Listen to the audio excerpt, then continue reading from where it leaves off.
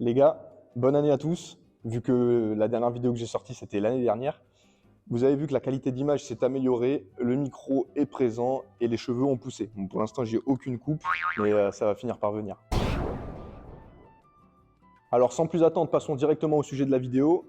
Vous n'arrivez pas encore à faire de traction en prise pronation. Que vous soyez un homme ou une femme, cette vidéo, elle est faite pour vous parce que vous allez avoir toutes les informations nécessaires pour pouvoir réussir à passer votre première traction. Si une partie d'entre vous savez déjà faire des tractions, vous pouvez également rester parce que vous allez apprendre pas mal de choses sur le côté biomécanique. Bon, évidemment, je pense que tout le monde sait ce que c'est qu'une traction. On va quand même revoir le mouvement ensemble. Suspendu à la barre bras tendu, j'initie le mouvement avec une dépression des scapulas. Donc, je tire mes scapulas vers le bas. Les scapulas, c'est les omoplates. À partir de maintenant, sur cette chaîne, on parlera plus d'omoplates, on dira le mot scapula. Ok? Donc, c'est les scapulas. Donc, dépression des scapulas. Et ensuite, j'effectue une adduction de l'épaule simultanément avec une flexion du coude. Panique pas, la flexion du coude, c'est ce mouvement-là. Et l'adduction de l'épaule, c'est ce mouvement-là. Donc, ce qui donne ceci simultanément. Eh oui. Alors, lors d'une traction, énormément de groupes musculaires vont entrer en jeu, mais pour simplifier, je vous les ai rangés en 3 catégories. Donc, la première catégorie, c'est les trapèzes, donc les muscles du haut du dos. Ok ? Et la deuxième catégorie, ça va être le grand dorsal. Et ensuite, troisième catégorie, donc les bras, le biceps. Donc on a vu qu'on faisait une adduction de l'épaule, ce qui aura pour effet d'activer les muscles de notre dos, et une flexion du coude, ce qui aura pour effet d'activer tous les muscles de notre bras. Lorsque vous êtes suspendu à la barre, votre grand dorsal est en position de faiblesse. Donc il aura besoin du grand rond pour pouvoir se contracter efficacement. Et là, si vous faites des tractions à l'élastique, votre grand rond n'aura jamais l'occasion de se renforcer correctement. Et donc c'est pour ça qu'on voit souvent les pratiquants qui font des tractions à l'élastique, une fois qu'ils enlèvent l'élastique, ils n'arrivent pas à faire tout simplement les premiers centimètres du mouvement. Petit bémol, en traction en pronation, la flexion du coude s'effectue comme ceci. Donc si on recopie l'angle avec un haltère, vous voyez que ce n'est pas la position mécanique la plus avantageuse pour travailler nos biceps. Ce qui nous amène au troisième point. Beaucoup oublient qu'il y a plusieurs prises pour effectuer des tractions. La pronation, c'est la plus dure, donc je vois pas du tout pourquoi vous commencez par là. Alors, vous êtes borné, donc surtout les femmes, je vous vois à la salle de sport, vous faites des tractions à l'élastique, mais vous êtes uniquement forte dans le haut du mouvement. En bas du mouvement, il se passe rien. Si on enlève l'élastique, vous n'êtes pas capable de monter. Et pourtant, ça fait plusieurs mois, voire plusieurs années que vous faites des tractions à l'élastique et vous n'évoluez pas. Donc, vous prenez l'élastique, vous le dégagez loin et on reprend tout à zéro. Il y a 3 prises pour faire les tractions, donc de la plus dure au plus facile. On commence par la traction pronation, la traction supination et la traction en prise neutre. Alors, traction, prise supination et prise neutre, on effectue non pas une adduction de l'épaule, mais une extension de l'épaule. Ok ? Avec une flexion du coude toujours. Donc, en gros, pour la traction en supination, ça donne cette extension d'épaule-là, avec la flexion du coude simultanément, ce qui fait ça. En prise neutre, on est là, extension de l'épaule, flexion du coude, et voilà. Alors, si je reprends une haltère et que j'effectue la flexion du coude avec l'angle de la prise supination, donc comme ceci, bizarrement, c'est beaucoup plus facile. Et pareil, pour la prise neutre, ce qui est encore plus facile. Et là, vous allez me dire, du coup, on est plus fort uniquement grâce à nos biceps ? En partie, mais pas totalement. Parce que comme je l'ai dit, en traction, en prise pronation, on effectue l'adduction de l'épaule, alors qu'en prise supination et en prise neutre, vous effectuez l'extension de l'épaule. Donc ce qui est beaucoup plus facile mécaniquement à faire. Et on va prendre un exemple tout de suite. Alors les tractions en pronation, on commence là, on finit là. Donc si on garde le bras tendu, donc qu'on supprime la flexion de coude, on se retrouve avec cette amplitude-là d'adduction d'épaule. Si on met une charge à la poulie et qu'on essaie de faire le mouvement, avec 20 kg de chaque côté, c'est un peu compliqué. A l'inverse, si on effectue une extension d'épaule, donc ceci, donc sur les tractions en prise supination et en prise neutre, on a vu qu'on commençait là et on finissait là. Donc si on enlève la flexion du coude, ça donne ceci. Et donc on se retrouve avec cette amplitude d'extension d'épaule. Donc si on teste encore une fois sur la poulie avec une charge, on s'aperçoit tout de suite que c'est beaucoup plus facile de faire une extension d'épaule. Pour les Calisthenics Boys, vous l'avez compris, vous l'avez vu, vous avez l'œil, je sais, je vous sens. L'adduction d'épaule, vous l'avez compris, il s'agit uniquement d'une croix de fer, tout simplement. Et l'extension d'épaule, il s'agit du front lever, ce qui est beaucoup plus facile à réaliser qu'une croix de fer. Voilà donc les avantages que vont vous apporter la prise supination et la prise neutre, et ça va vous permettre de vous forger un bête de dos pour pouvoir commencer à faire des tractions en pronation et des vraies et belles tractions. Donc maintenant qu'on a bien vu les bases, on va voir ensemble comment passer la première traction en pronation, qu'il va falloir être capable de générer assez de force avec les muscles du dos. Pour ce faire, on va faire du renforcement musculaire. La force ne provient pas uniquement des muscles, mais on verra ça un peu plus tard. Il va falloir chercher des exercices qui impliquent une adduction de l'épaule. Vous l'avez ? Bien sûr, les tractions australiennes, les gars. Donc là, ça va être super important de bien respecter la technique pour pouvoir avoir un bon transfert sur les tractions en prise pronation par la suite. Donc, vous prenez votre barre, vos anneaux, votre TRX, votre table, vos chaises, peu importe le support sur lequel vous allez effectuer les tractions. On envoie les coudes vers l'extérieur, ok? Donc, on effectue une adduction de l'épaule. Donc, on se place, dépression des scapulas, donc scapula vers le bas, adduction de l'épaule avec la flexion du coude. On fait comme si c'était une traction de pronation. On ramène la barre ou le support, peu importe, à la poitrine, et ainsi de suite. Plus votre support sera bas, plus l'exercice sera difficile, donc à ajuster selon votre niveau. Comme je l'ai dit, ça va être super important de respecter la bonne technique. Donc, il va falloir tirer vos coudes vers l'extérieur. Et une petite astuce, oubliez vos avant-bras, oubliez vos mains, et juste tirez avec vos coudes, ok? Et là, je peux vous assurer que vous allez avoir un dos de sauvage. Premier exercice pour stimuler le système nerveux et donc gagner en force, créer des schémas moteurs, renforcer les tendons, etc. On va faire des négatives. Donc qu'est-ce que c'est une négative?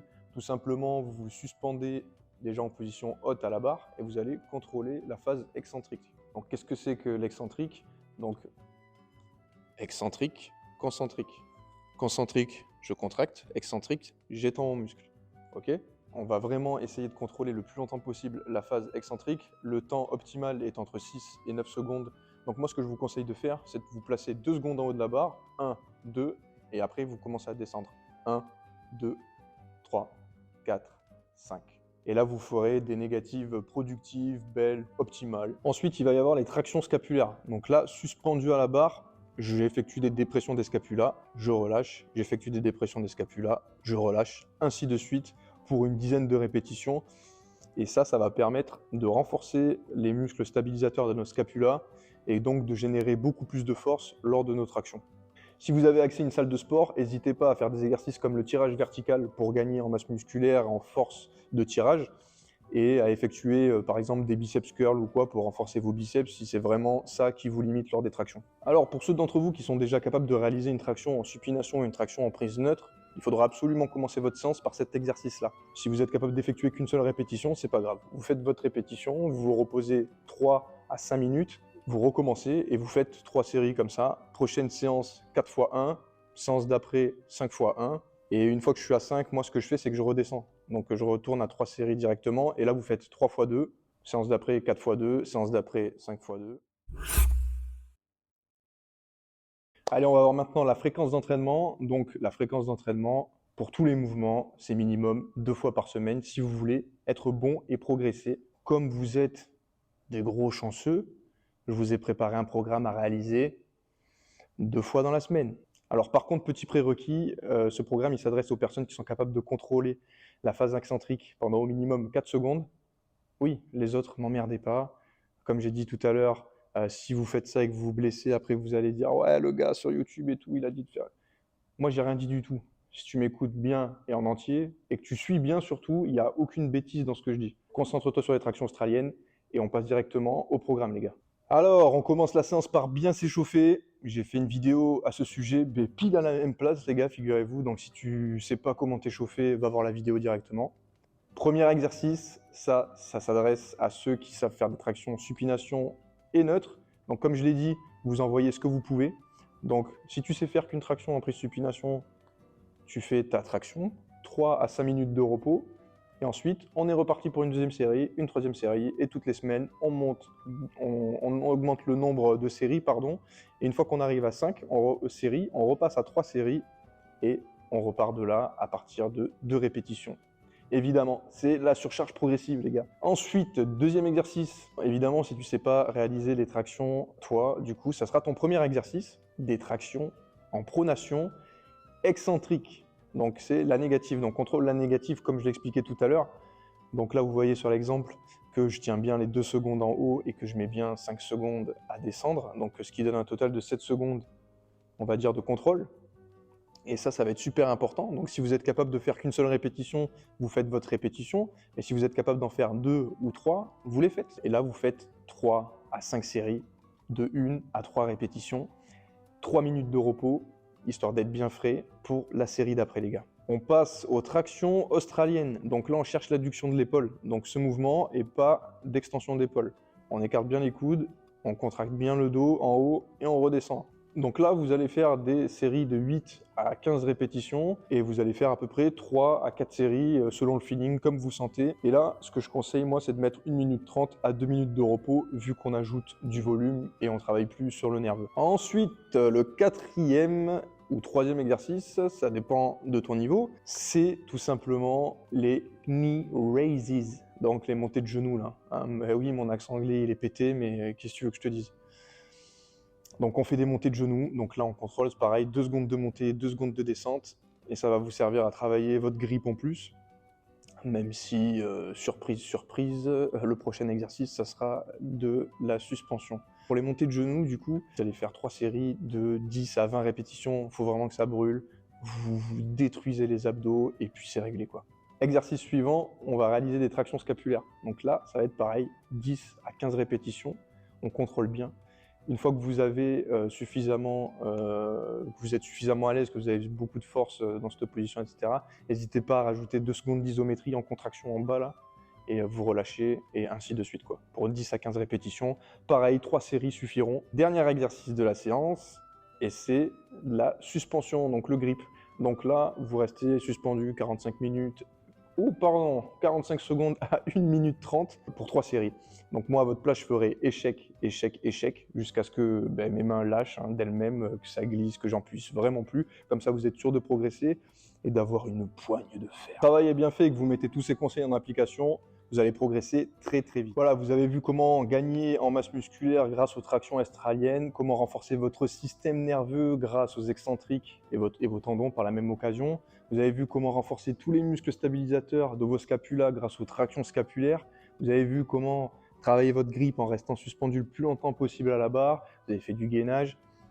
Et en fait, tous ces petits points faibles, si vous les travaillez ensemble, vous allez réussir à faire une traction, en fait, tout simplement. Il faudra rester régulier et s'appliquer en fait sur le travail, sur les mouvements. Comme ça, vous êtes sûr de progresser. Mettez l'ego de côté, on s'en fout de qui réussit à faire quoi. C'est pas l'important. L'important, c'est vous, votre progression. Et il faudra tout simplement faire en sorte d'être meilleur que la fois d'avant. C'est tout pour cette vidéo. Donc si ça vous a plu, n'hésitez pas à vous abonner et activer la petite cloche pour recevoir les notifications. Si vous avez des questions ou des choses à ajouter, ça se passe dans l'espace commentaire. Et nous, on se retrouve tout simplement dans quelques jours pour la partie 2 de cette vidéo où je vais vous expliquer comment augmenter votre nombre de tractions. Allez, à bientôt.